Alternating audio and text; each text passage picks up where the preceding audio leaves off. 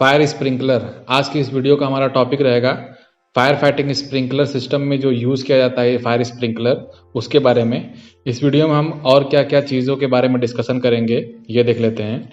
सबसे पहले जो इस वीडियो में हम बात करेंगे वो होगा व्हाट इज़ फायर स्प्रिंकलर, कि फायर स्प्रिंकलर क्या होता है। उसके बाद हमारा अगला टॉपिक रहेगा parts of fire sprinkler with video, मतलब कि हम पार्ट्स ऑफ फायर स्प्रिंकलर के बारे में आपको बताएंगे। उसमें एक वीडियो दिखाएंगे, उस वीडियो के थ्रू आपको बताएंगे कि किस किस पार्ट से मिलके एक फायर स्प्रिंकलर बना होता है और किस किस पार्ट का क्या क्या उसमें एप्लीकेशन होता है, उसके बारे में हम बताएंगे।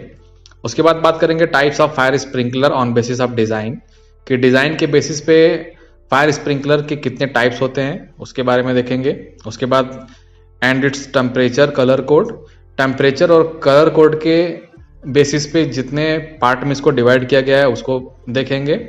उसके बाद फायर स्प्रिंकलर वर्किंग, यानी कि फायर स्प्रिंकलर कैसे वर्क करता है, इसके बारे में भी हम देख लेंगे। तो चलिए अब एक एक करके एक एक टॉपिक हम डिस्कस करते हैं। सबसे पहले देख लेते हैं जो हमारा पहला टॉपिक है, व्हाट इज फायर स्प्रिंकलर, कि फायर स्प्रिंकलर क्या होता है।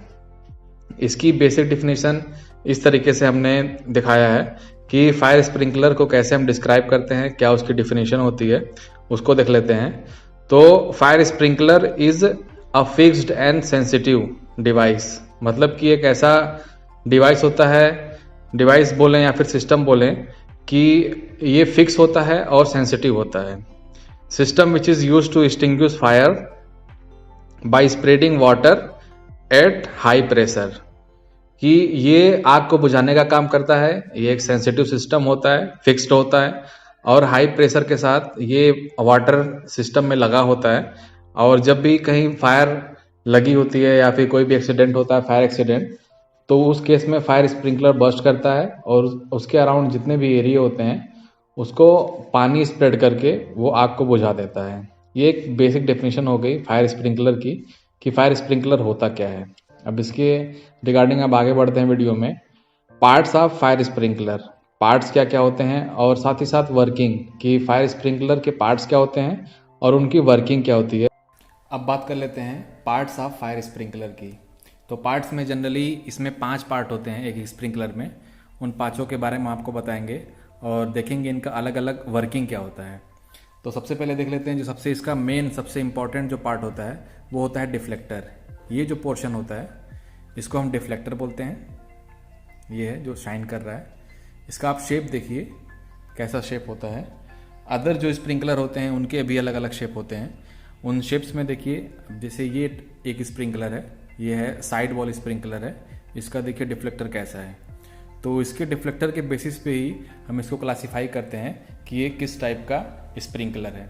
जैसे ये स्प्रिंकलर जो है ये है पेंडेंट, कि मतलब अगर हम इसको इंस्टॉल करेंगे तो इस तरीके से पाइप में इंस्टॉल होगा। ये पेंडेंट स्प्रिंकलर है। तो ये जो पोर्शन है इसको हम बोलते हैं डिफ्लेक्टर। डिफ्लेक्टर का काम क्या होता है? डिफ्लेक्टर का काम होता है स्प्रेड करता है ये वाटर, ये it spreads water around its centre. तो ये बात हो गया डिफ्लेक्टर की।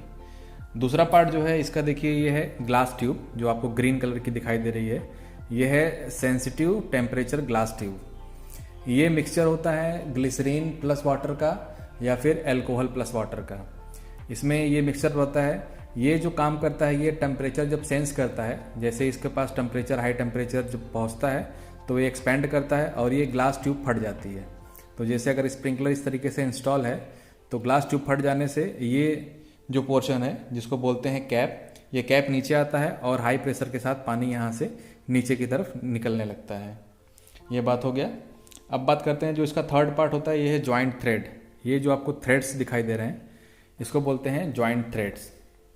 ये कपलिंग में टाइट होता है और इसी के रास्ते सारा का सारा पानी, आप देख सकते हैं इसको, सारा का सारा पानी यहाँ से अंदर की तरफ जाता है। इसके बारे में जो इसके बाद जो अगला जो पार्ट है इसका, उसको बोलते हैं फ्रेम। फ्रेम, ये जो पोर्शन जो बना हुआ है ये आपको सिल्वर कलर का दिखाई दे रहा है, ये है फ्रेम। फ्रेम क्या करता है? स्प्रिंकलर के जो ये जॉइंट थ्रेड है और डिफ्लेक्टर, इसको जो ज्वाइन करता है उसको बोलते हैं फ्रेम। ये देखिए ये फ्रेम है जो सिल्वर कलर का बना हुआ है, इसको बोलते हैं फ्रेम। तो ये जो सारे 5 पार्ट हो गए, deflector, glass tube, joint thread, ये कैप और ये फ्रेम। तो ये पांचों का कॉम्बिनेशन फायर स्प्रिंकलर होता है। इसकी वर्किंग भी मैंने बता दी क्या क्या होता है। डिफ्लेक्टर का काम होता है पानी जो इसके अंदर से पानी गिरेगा उसको स्प्रेड करना। उसके बाद ग्लास ट्यूब का काम क्या होता है, इसको से ये टेम्परेचर को सेंस करता है। ये कैप जो हो गई, कैप यहाँ से सीलिंग एक कैप लगी हुई है, ये सीलिंग जब निकलती है तभी सारा पानी नीचे की तरफ गिरता है। ये जॉइंट थ्रेड हो गया, कपलिंग हो गया, जो कपलिंग में इसको टाइट करते हैं। और ये है फ्रेम, ये फ्रेम जो कि कनेक्ट करता है डिफ्लेक्टर को और मेन जॉइंट थ्रेड को।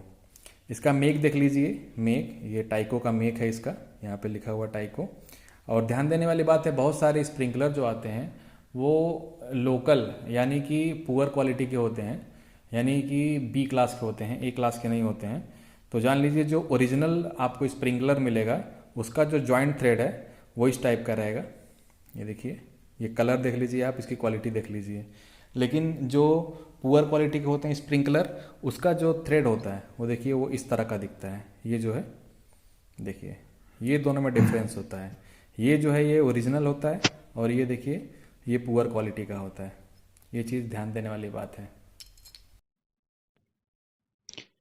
अब बात करते हैं at basis of design. Fire sprinkler are classified in 4 types. First one is pendant, यानी पेंडेंट टाइप का स्प्रिंकलर। दूसरा है अपराइट स्प्रिंकलर। तीसरा है साइड वॉल स्प्रिंकलर। और लास्ट वाला है कंसील्ड स्प्रिंकलर। यानी कि डिजाइन के बेसिस पे स्प्रिंकलर यानी फायर स्प्रिंकलर को 4 पार्ट में डिवाइड किया गया है, जो कि पेंडेंट है, अपराइट, साइड वॉल और कंसील्ड। ये चारों उसकी डिजाइन के बेसिस पे, डिजाइन बेसिकली जो डिफ्लेक्टर होता है, तो डिफ्लेक्टर के बेसिस पे ही हम क्लासिफिकेशन करते हैं कि स्प्रिंकलर को कहाँ पे लगाना चाहिए, क्या उसकी लोकेशन होनी चाहिए और वो किस टाइप का स्प्रिंकलर होता है। तो जैसा डिफ्लेक्टर रहेगा उसी के बेसिस पे उसका टाइप्स रहेगा कि पेंडेंट का क्या है, अपराइट क्या है, साइड वॉल क्या है। इसमें सारे में बस डिजाइन में चेंज होता है कि डिफ्लेक्टर का शेप और साइज किस तरीके का है। तो ये बात हुई डिजाइन के बेसिस पे। अब आगे बात करते हैं कि टेम्परेचर के बेसिस पे, on basis of temperature what are the types of fire sprinkler. सबसे पहले देख लेते हैं टेम्परेचर के बेसिस पे और कलर कोडिंग के बेसिस पे। सबसे पहले है ऑरेंज स्प्रिंकलर, जिसका टेम्परेचर होता है बस्टिंग टेम्परेचर 57 डिग्री सेल्सियस। और जनरली इसको हम लिविंग रूम में लगाते हैं। साथ में साथ ये भी देखते चलते हैं कि उसका एप्लीकेशन क्या क्या है, कि कहाँ पे उसको हम लगाते हैं।